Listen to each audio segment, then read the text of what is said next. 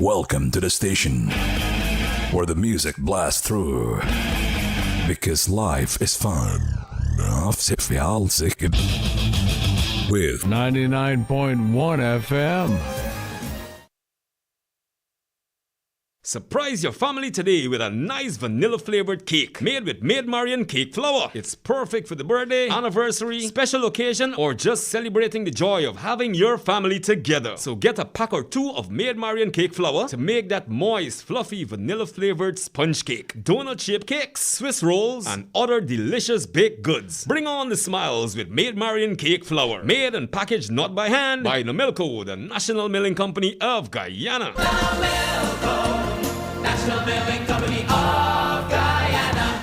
Attention seafood suppliers. Dave's, the largest purchaser of fresh fish from Guyana, is interested in buying from you. Dave's deeply cares about bolstering the local economy and is looking to begin business with an eager seller of fresh fish and agro products. Dave's needs a constant supply of snapper, butterfish, bangameri, bundari crab, sheriga crab, white belly shrimp, bon carilo, edo, saijambaji, and more. Contact Dave's West Indian Imports at 21 Middle Street, Viceless, East Coast, Demerara. Telephone 501-4087 or 644-8999. Dave's will purchase. Craving a meal that's big on flavor but doesn't break the bank? KFC has got you covered with the KFC 3-piece meal deal. Get 3 pieces of chicken, fries, mac and cheese, a biscuit, and a drink. All for just $2,200. It's the perfect deal, available every day. Enjoy your 3-piece meal deal at KFC today. KFC, it's finger-licking good.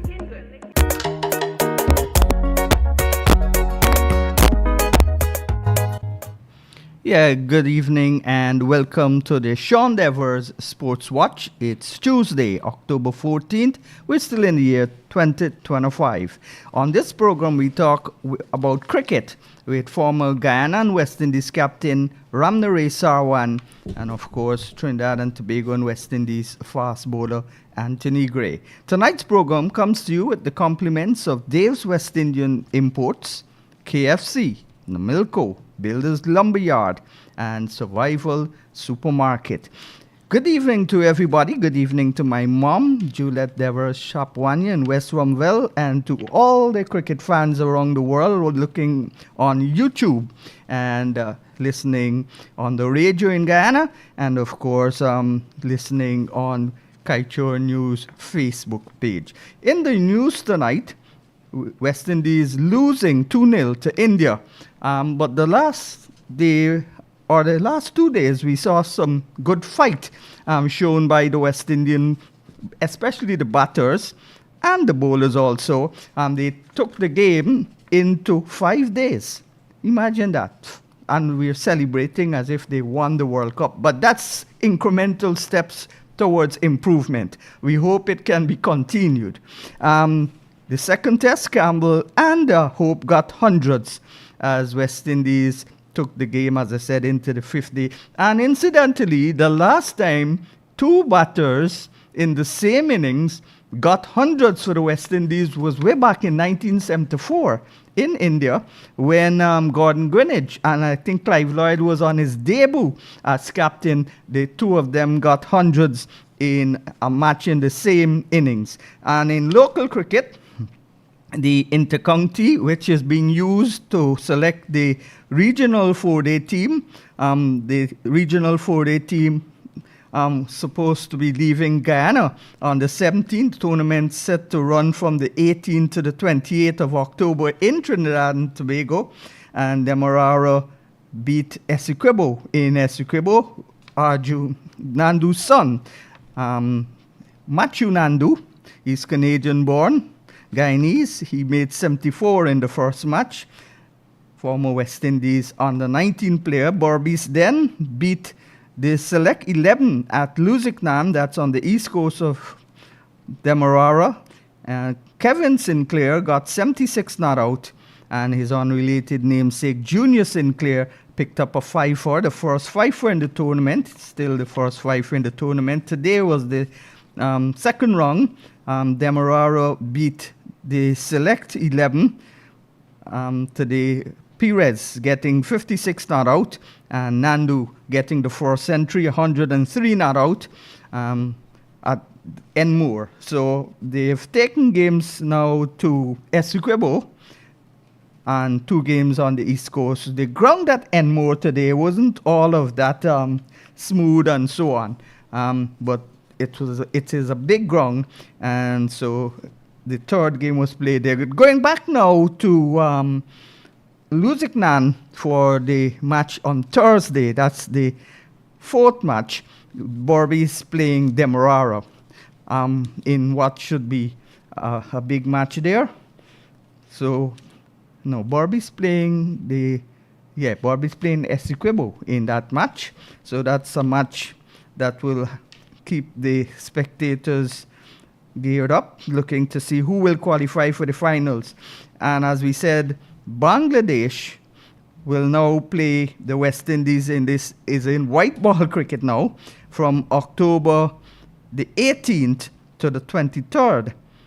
3 ODIs, and then they play 3 more T20s from October 26 to 31, which means, as we say goodnight to Tony Gray, we're waiting on Sarwan, that some of the players involved in this series will miss the regional Super 50.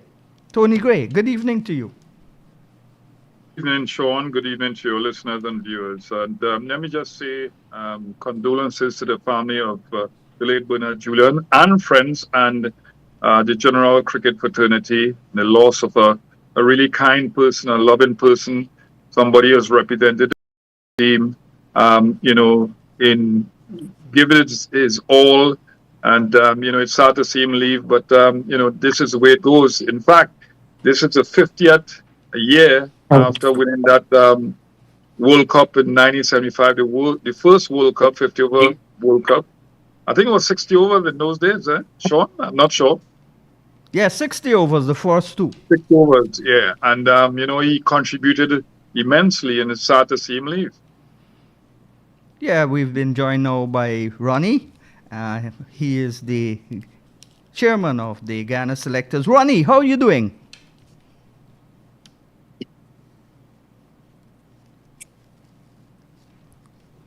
Hi, Sean. I'm doing okay. Thanks for asking. Hope you guys are doing well. Yeah, we're talking with Tony Gray and yourself. And of course, Red Sparrow says good night to everybody. He suggests that you, Tony Gray, Lockhart Sebastian, and Brian Lara, who he says should be the head selector, become the West Indies selectors.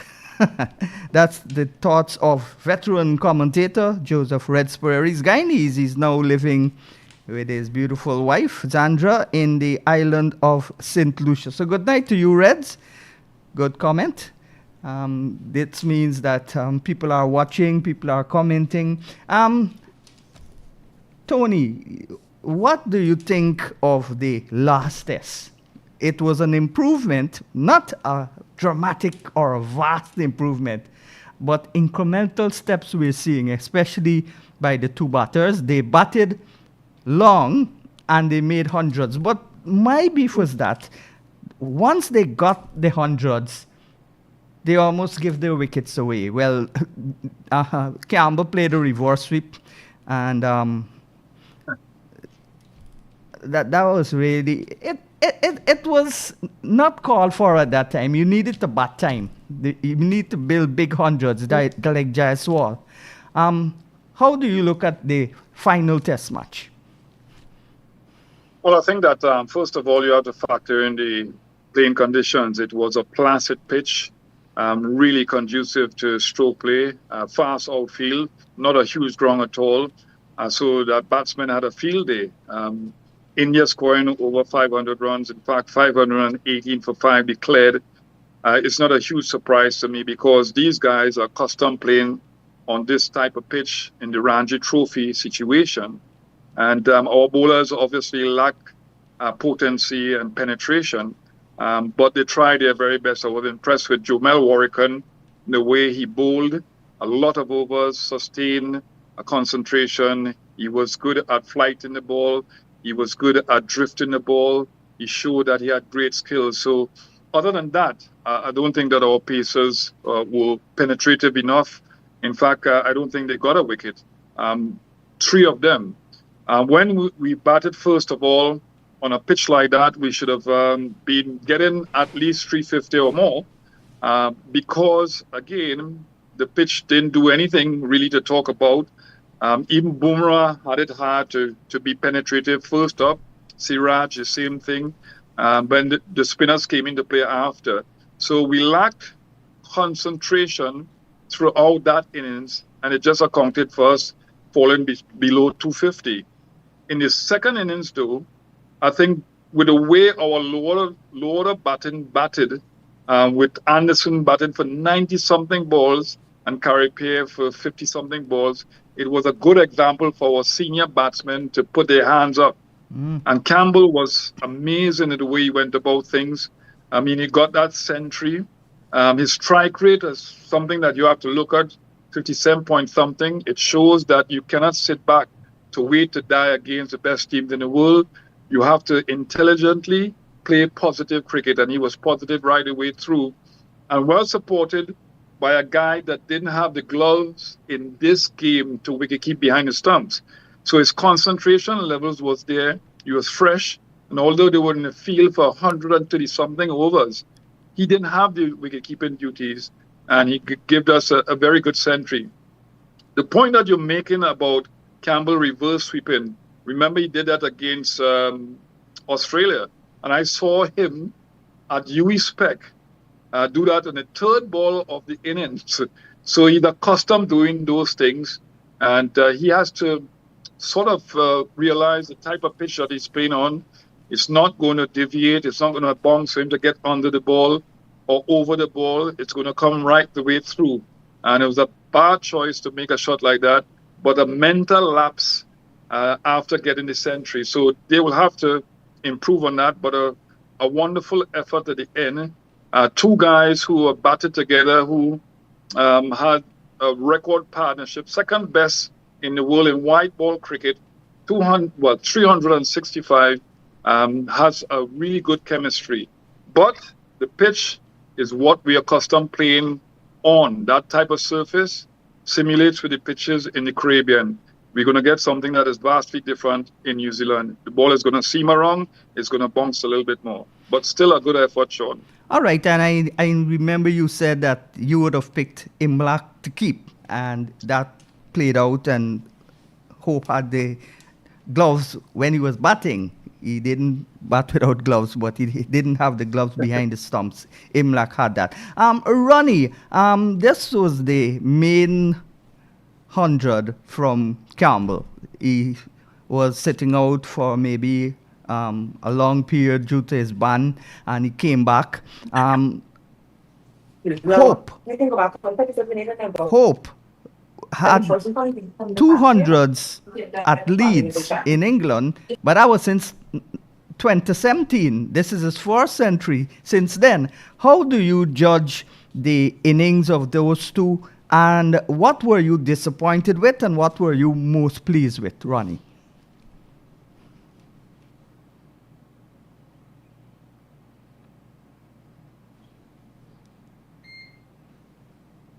Ronnie, you there?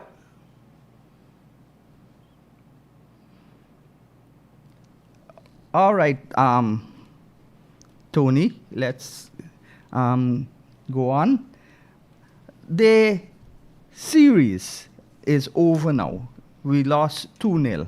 But what were your most disappointing aspects of the series, and what was your most pleasing aspect of the series? Well, the fact is that we were annihilated in the first test match, and we didn't put together good scores. I think that, we have talented batsmen, but it's how well we prepare them. So to me, I don't think that we were physically and mentally prepared to bat long in the first test match. The most pleasing thing is the way we adjusted. Our order in this test match and the second test match showed the top order how to bat and how to concentrate for long periods and negate the opposition. And it was nice to see two batsmen get a century in the same innings. And then Justin Grace came and compounded the pressure on the Indians by getting a 50. So this is what we want to see most of the times. And this is, the most pleasing thing for me in this test series when it pertains to the West Indian performance. And then they had the 70-odd 10th-wicket partnership. Yeah, the importance of the low order batting as doing well, it's vastly important. I don't think that people look at it that way. I mean, they can change the momentum of the game in different ways. They can subdue the opposition by batting for long and letting them be in the field longer. And that has its reverberating effects when they come to bowl, for example, or bat, for example. If you have batsmen who could stay out there long enough and kill off the opposition, it sets up, the game in your favor. So low order batting is important, and they showed great concentration levels and fight against some of the best bowlers in the world. Yeah, let's take a pause now for a business course, and then we'll be right back.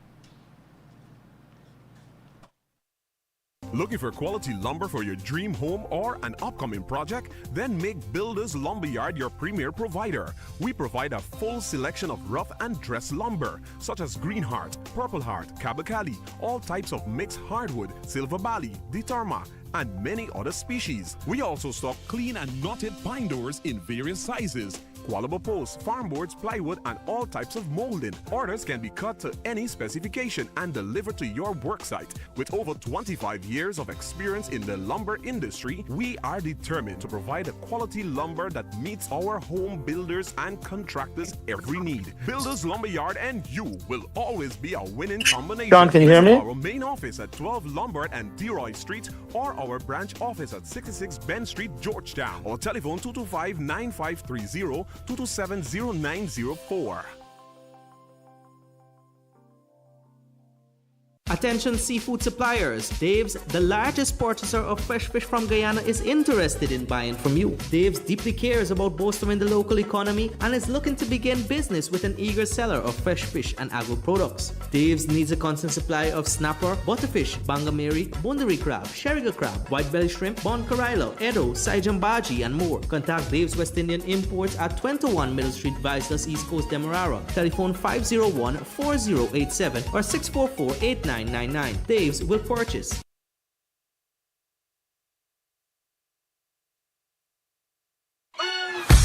Now Milko has done it again. We've listened to you, and now available nationwide. Another convenient size packaging of Thunderbolt all-purpose flour. It's here. The 5 kg or 11 pounds new packaging of Thunderbolt all-purpose flour. Now available at your nearest supermarket. Now Milko, National Milling Company of Guyana.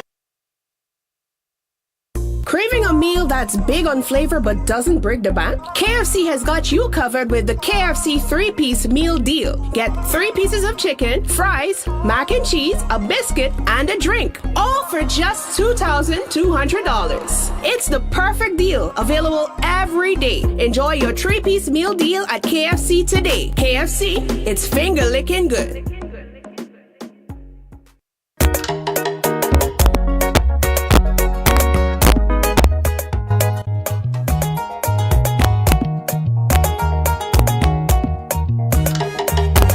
Back to the Sean Dever Sports Watch. We've been rejoined by Ronnie Sarwan. Good evening to you, Ronnie.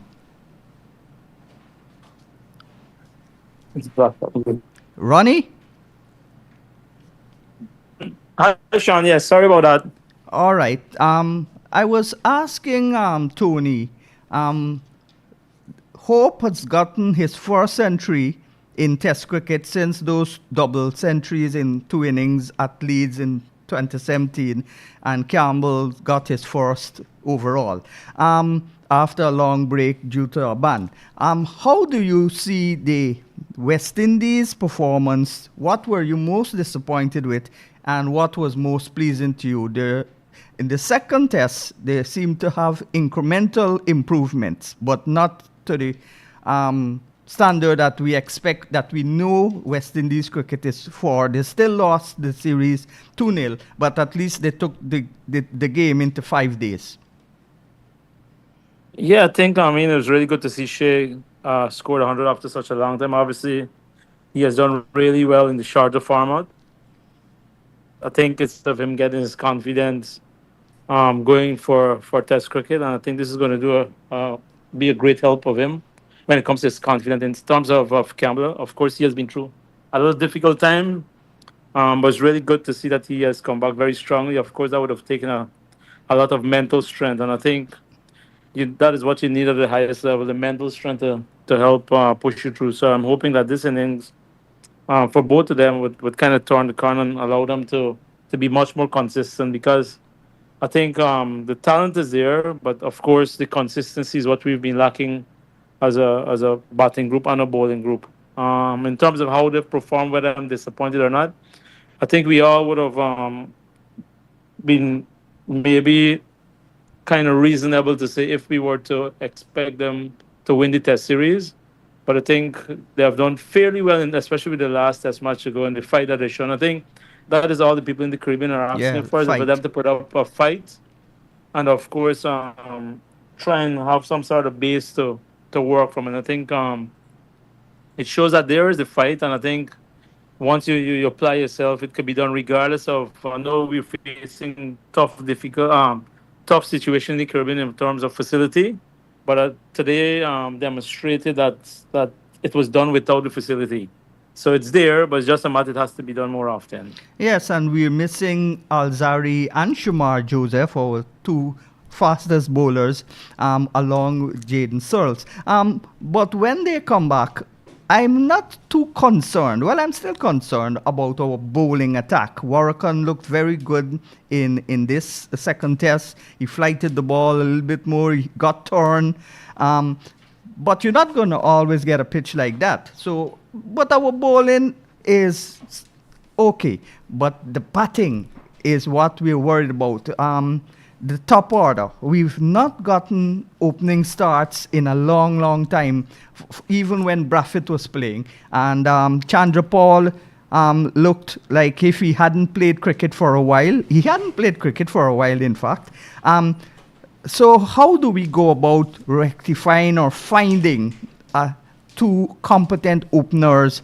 And the batting is still the problem, even those big centuries. Because remember, the 10th wicket partnership was by Peer and who else?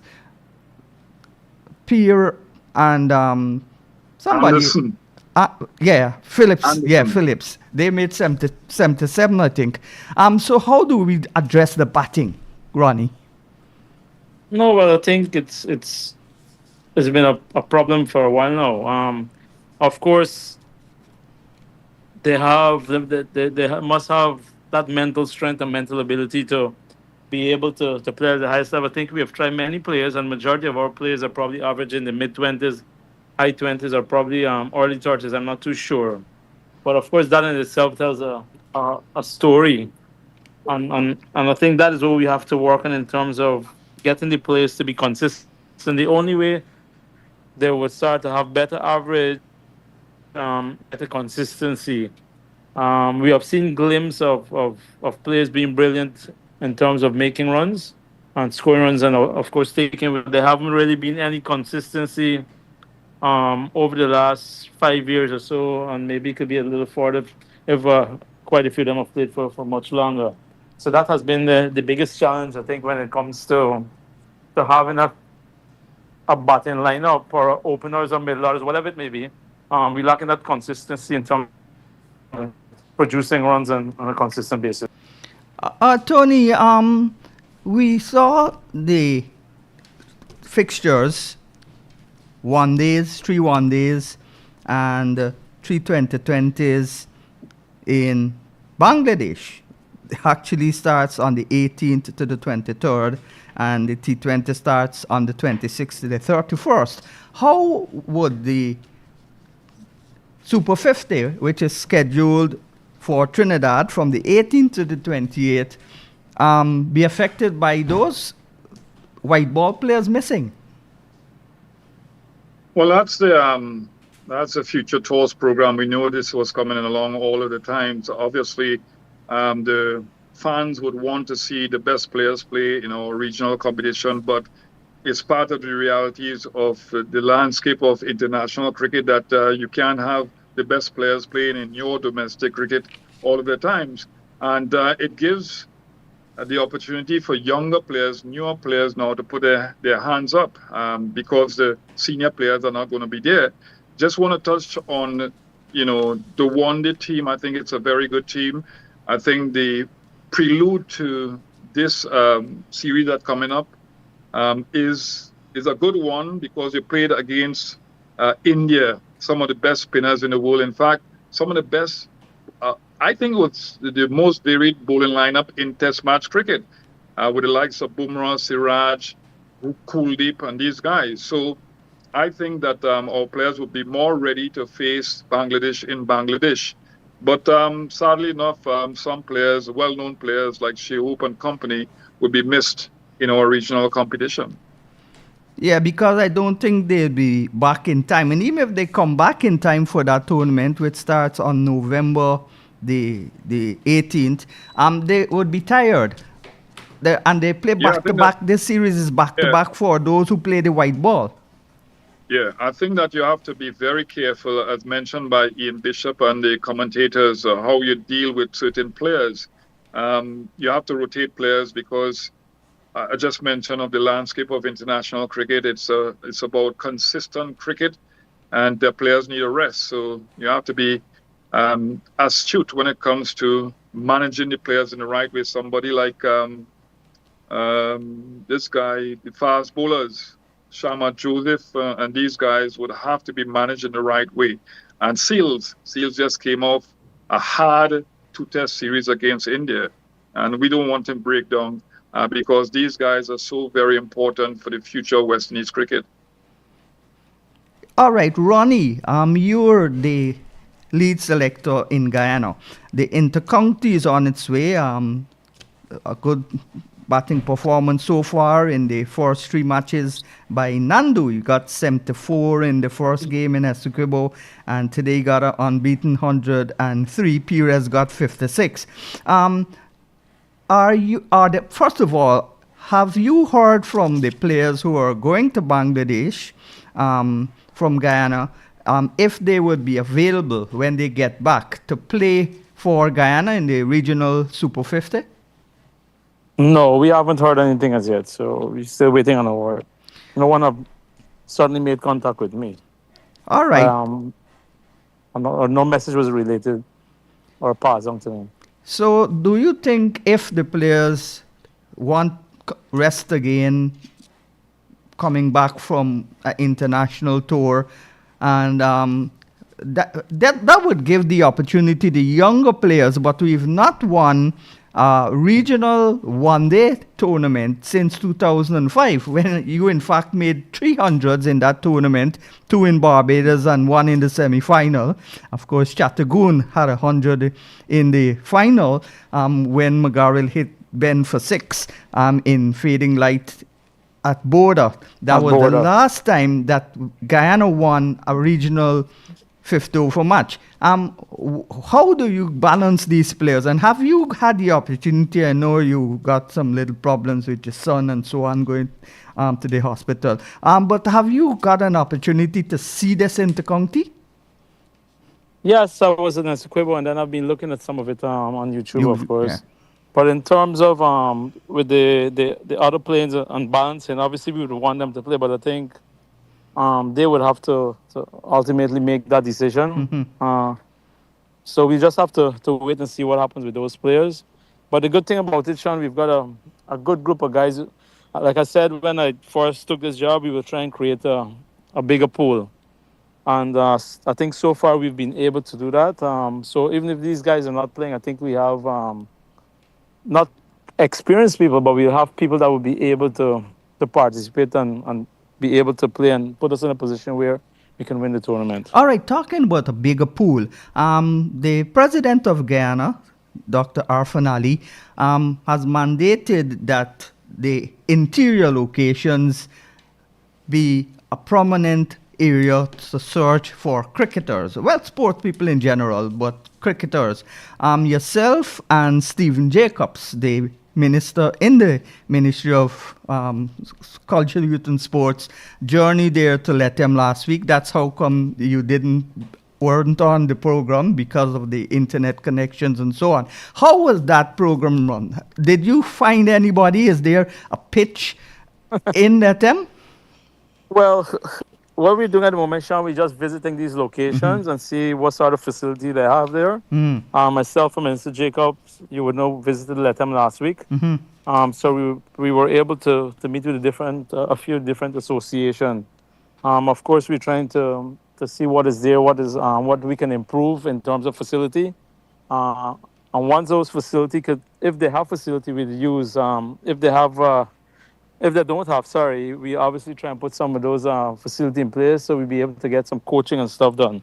But certainly something that I'm looking forward to and passionate about it, and hopefully we'll be able to find quite a few young guys out of those regions and who will be able to represent Guyana in the near future. There's a youngster who played, I think, on the 19 or under 17, Joseph. He's from, he's from Darwin Joseph. Yeah, Darwin Joseph, yeah.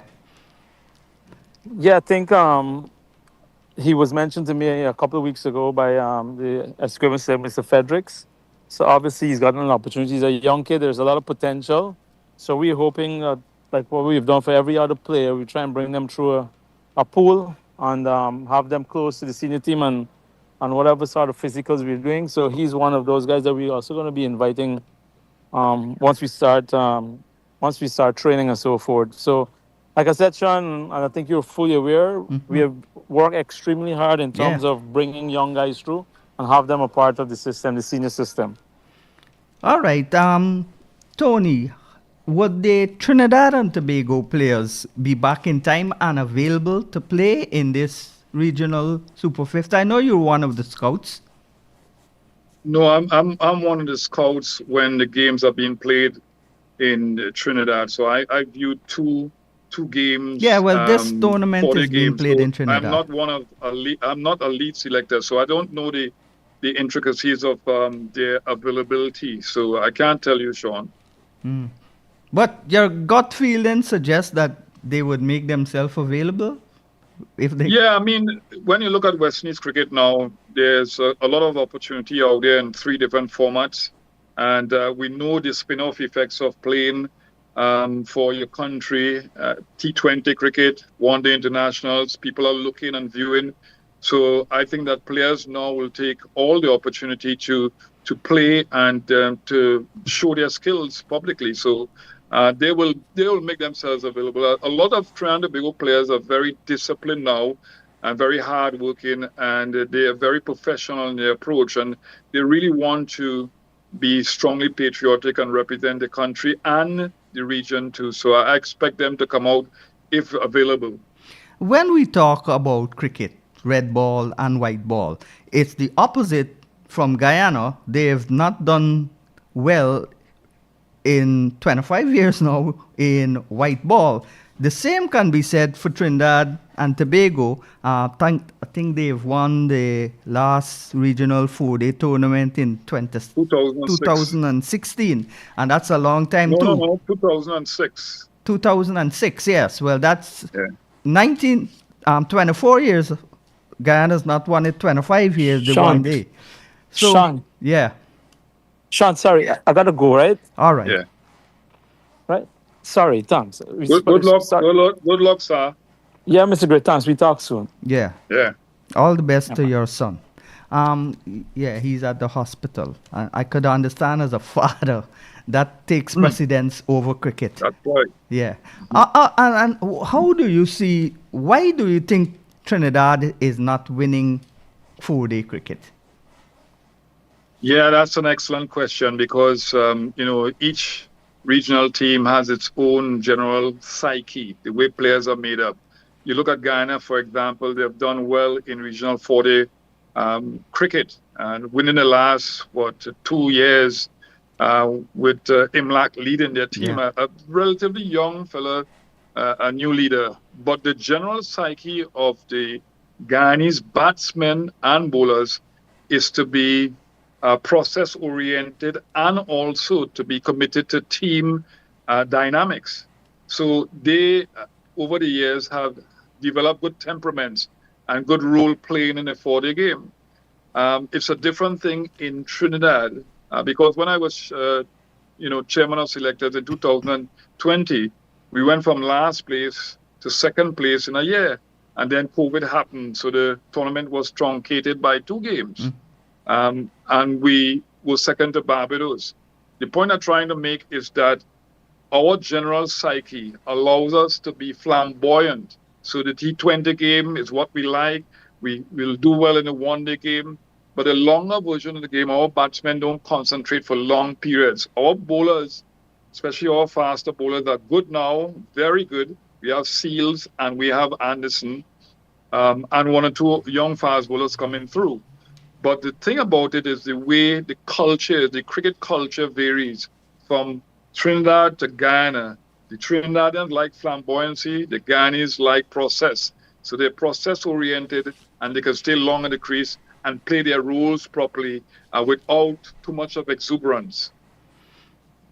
Yeah, even in today's one inter-county 50 over, Nandu batted from start to finish. Well, they had to chase 188, 185, and Perez finished the match with a 6 to reach his 50. But he batted, Nandu, 175 balls. Yep. That's my point. My point is that the Guyanese, they don't really look at flamboyancy. All right, you will have different types of players. Hetmai is one. Kimo Paul is one. They're flamboyant type player. And we have Shepard coming through a little bit. But and now we've got this Essequibian. Pardon me?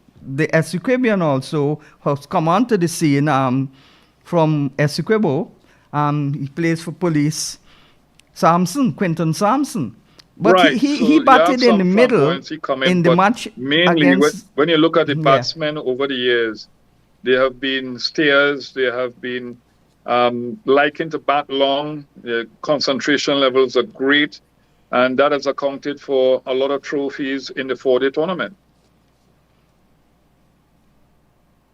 Yeah, well, a lot of these batters nowadays, the young ones like Van Lang, well, in fact, I want to say congratulations to him. He's now the national doubles table tennis champion, along with Shamar Britton. They won the national table tennis tournament. He just back from the Commonwealth Games. Van Lang is a table tennis player also, and a big hitter in cricket, because he hits the ball and he medium pace. He took 3 wickets today. And those type of youngsters now are evolving into T20 style players because they look at the money, not in the days of Chandra Paul, the senior Chandra Paul I'm talking about, because now they want to get rich.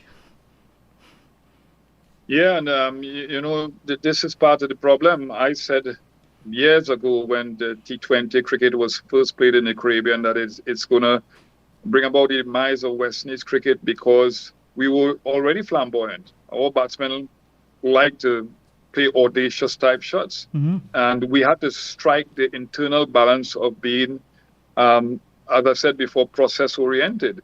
It would help England T20 cricket because English batsmen were stagnated in the way they went about things.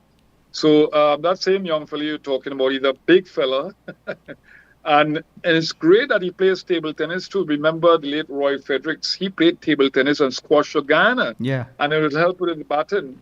So we don't want to rush players too quickly in international cricket without stabilizing them in the fundamentals of the game awareness skills.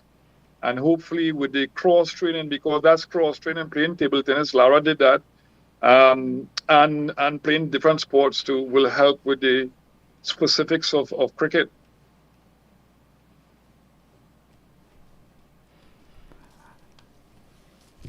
John? Yeah.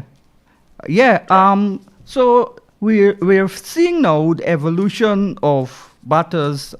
Those I named from Guyana. There must be some from Jamaica, the Leeward Islands, Trinidad, and of course Barbados, who are gravitating to 2020 cricket because of the lucrative financial opportunities. But when we come back, we'll try to figure out if we should teach these youngsters, on the 15 level, on the 17, T20 shots.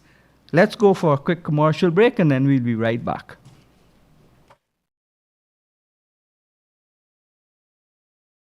Milko has done it again. We've listened to you and now available nationwide. Another convenient size packaging of Thunderbolt all-purpose flour. It's here. The 5 kg or 11 pounds new packaging of Thunderbolt all-purpose flour. Now available at your nearest supermarket. National Milling Company of Guyana.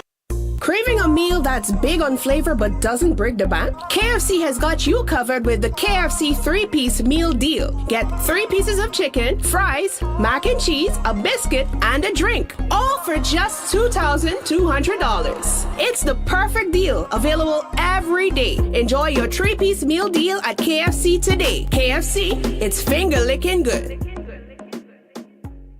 For more than 3 decades, Dave's West Indian Imports has been supplying the demands of Guyanese living in the USA with their favorite Guyanese products. Pomeroon coconut water, fresh fish, shrimp and crab, champion chow mein, icy sodas, golden cream margarine, wiri wiri pepper, katahar and kajrib, just to name a few. If you have family from Trinidad and Tobago and Jamaica, Dave's has them covered too. 9807 97th Avenue, Ozone Park, New York, only 5 minutes away from Liberty Avenue. 11808 Liberty Avenue, Richmond Hill, New York. 7505 New Hampshire Avenue, Tacoma Park, Maryland. The Caribbean market. Dave's West Indian Imports, supplying the best of the Caribbean to the USA.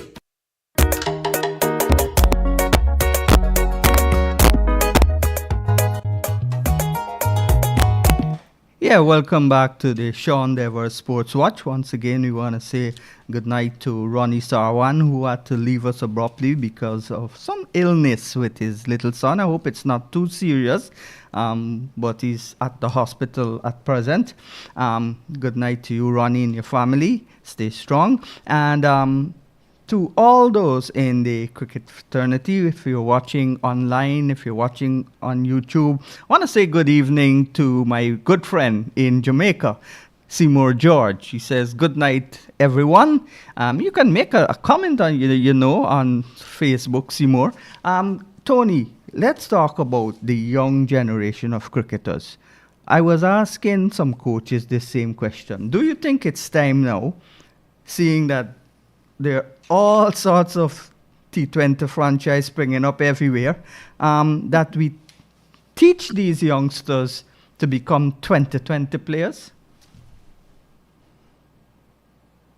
Yeah, well, we have to teach them. It has to be a progressive, situation, because the greatest cricketers in the world that we have produced, and we have produced a lot per capita, we have produced a lot in comparison to the rest of the world.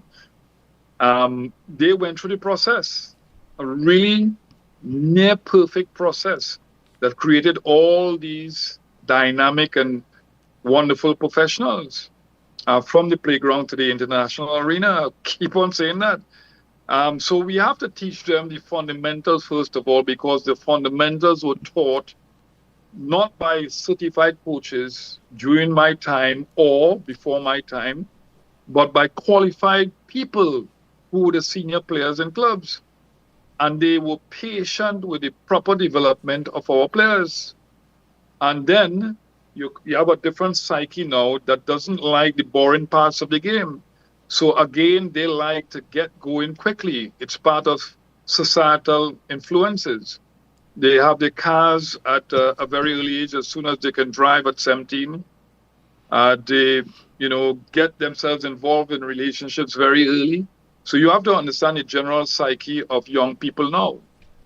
So what I teach is the boring parts of cricket because they don't like it. You have to take them out of that psyche that only wants flamboyancy. But you have to teach different shots. But you have to make sure that the basics and the rudiments of the game are cemented first before we try all sorts of things. Just recently, Shubman Gill was making a statement, public statement, that you can't build players on T20 cricket. And that's what we have done in the Caribbean. Yep. Schools are playing T20 cricket. You can build them on 3-day cricket or 4-day cricket. And then they could be able to play all formats of the game and be efficient. And when you look So at all of the yeah. international outstanding T20 players, maybe except Warner, all of them had a good foundation in red ball cricket. What do you mean? What do you mean by except Warner? Well, he came the opposite way. He started 2020 and then developed into a good test player. Well, he didn't play a lot of T20 games. That's because a lot of people talk about Warner, but Warner was brought by Australia because they wanted to find somebody that replaces Adam Gilchrist with the same sort of temperament, with the same sort of approaches to batting. Now, he didn't play a lot of T20s.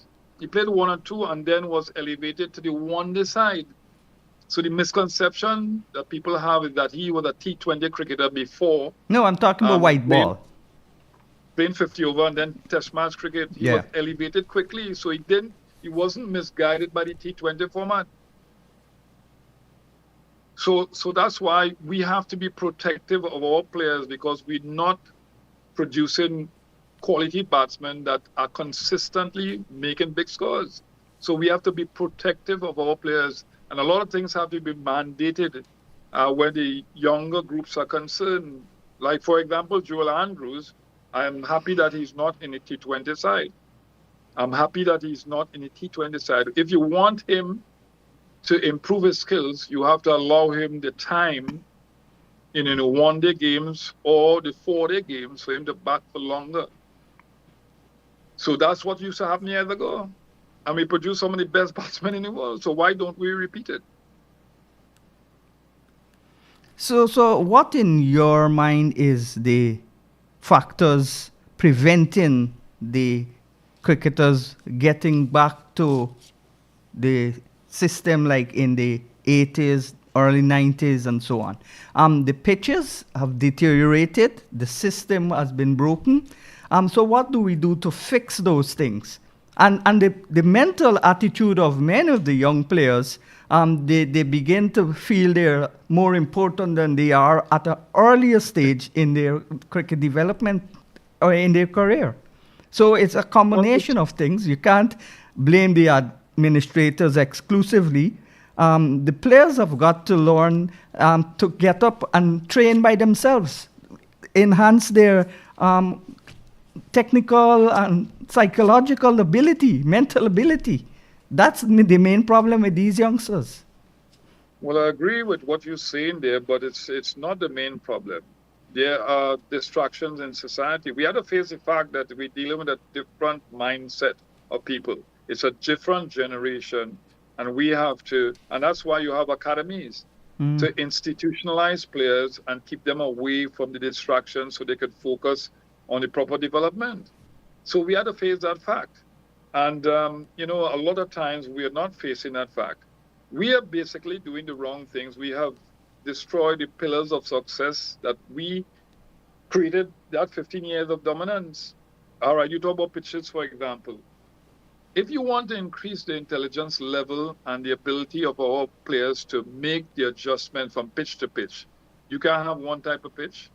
No. The surface in Delhi in this last test match was the same type of surface that we've witnessed in regional 4-day competition. One game, you saw a different surface.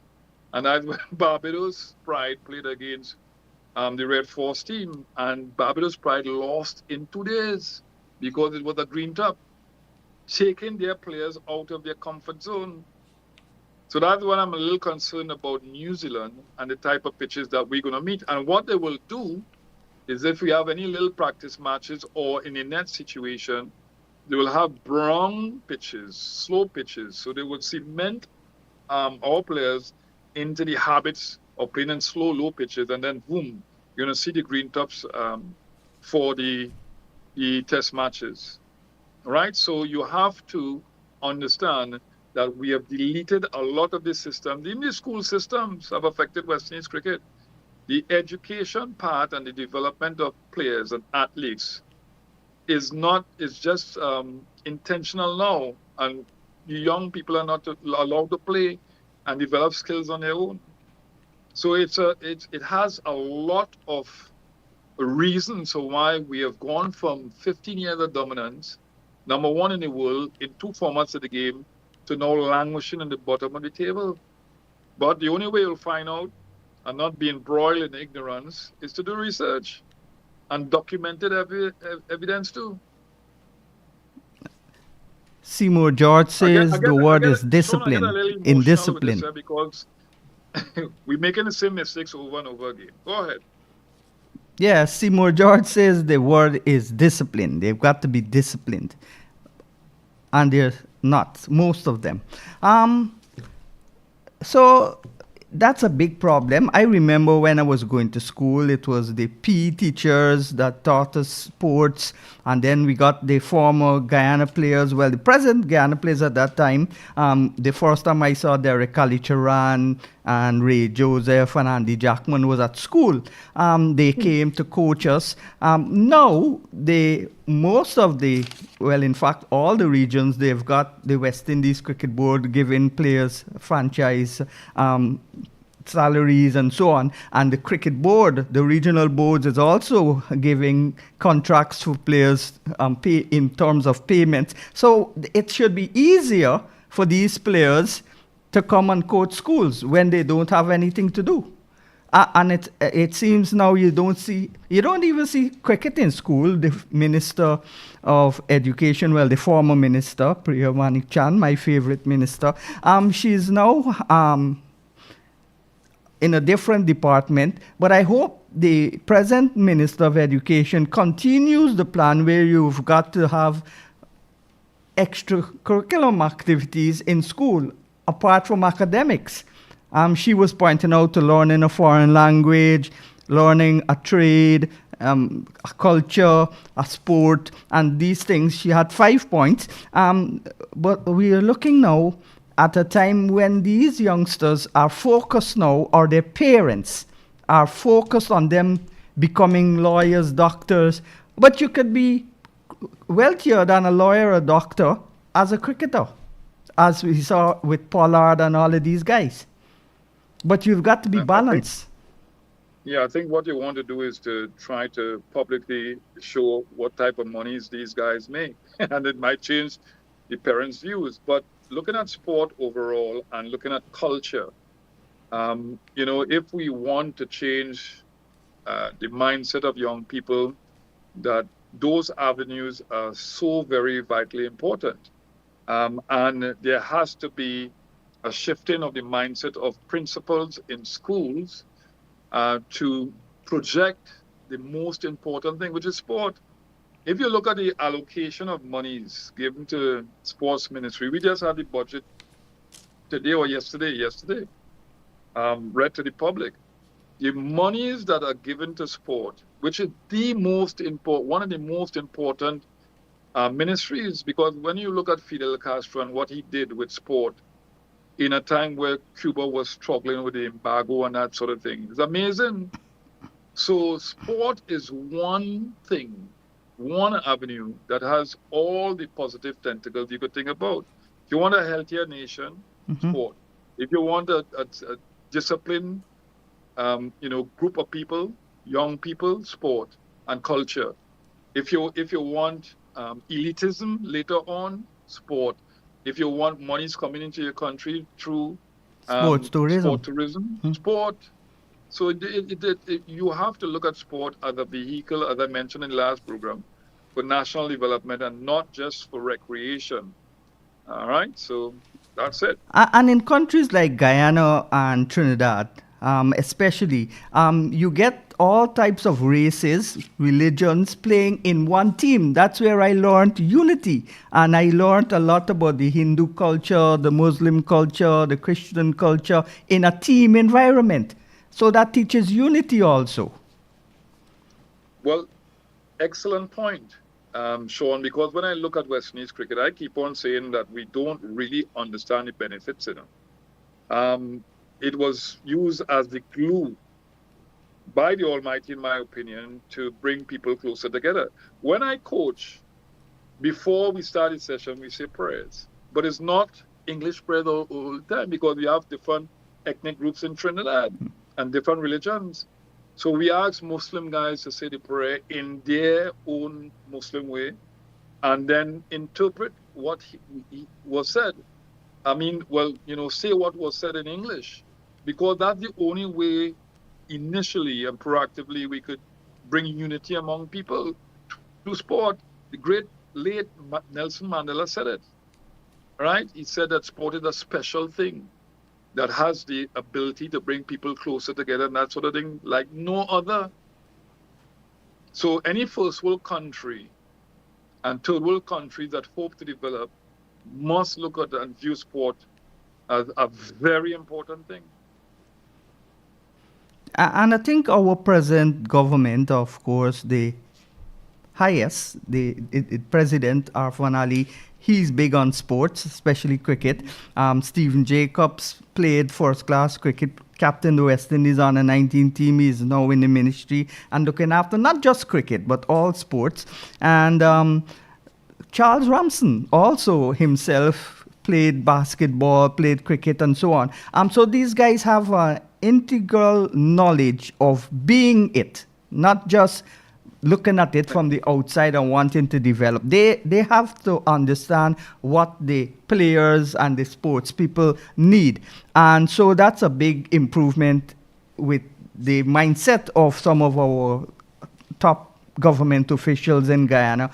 They understand now, and they're younger, so they understand what it means to have Guyana as a sporting country. When we had the CPL, we had thousands of people coming in. Some of them didn't even know what's going on with cricket. They came to see the cricket and they brought with them their friends and families, and we had a whole carnival of cricket. There were bars, there were this and that all over the country. The taxi drivers earned, the concessions earned. That's it was a good thing for sport and tourism. Right, and then you have what they call generation marketing. When we're dead and gone, people will benefit. The Guyanese public will benefit from generation marketing, because you talk about families coming to see CPL. Families, bringing the little children. So when that little child or the children grow up, you're going to find them wanting to come with their own families. Yeah. So that's generation marketing. So this is what I keep on saying that we don't understand the value of West Indies cricket to the people of the Caribbean, because we're only looking at it from a playing part of it. But we have to look at it from a financial part of it. What your president in the cricket conference at the Hyatt Hotel last year called the ecosystem, very important. So he loves it. It's good to have the head of state loving cricket and sport in general and understanding, because when he made the presentation, I started to Google him, and his background was so very impressive. I was so impressed with the presentation, the online presentation that he made. I started to Google, and I could understand why he was so impressive, because he comes from a mixed academic background and a deeper understanding of the dynamics of sport and how it could. Yes, and he's a competent win ball player. We call win ball, tape ball. Well, win ball, yeah. Yeah. In Trinidad, they call it win ball too. Yeah. This is all we have time for. Any final remarks? No, we're going to Bangladesh now, and hopefully with the partnership batting that we've seen from Campbell and Hope. Well, Campbell is not on that tour, but we can see Hope continue, and Hope can transfer that knowledge to the younger players, and hopefully we can have a good tour of Bangladesh. Yeah, Saturday morning, 3:30 Eastern Caribbean time. First one-day international, West Indies versus Bangladesh in Bangladesh. That is all the time we have for now. On behalf of everybody, of course, Ronnie Sarwan, I'm hoping for his child to be recovering quickly. And of course, you, Tony Gray, and of all the people who are watching, and my technical man, I'm Sean Dever, saying if you can be good, then be careful.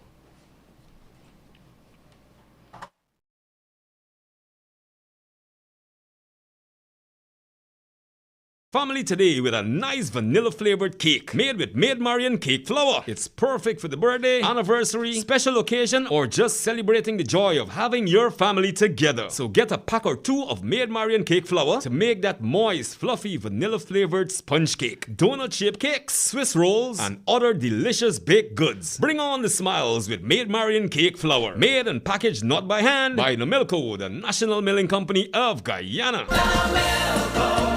National Milling Company.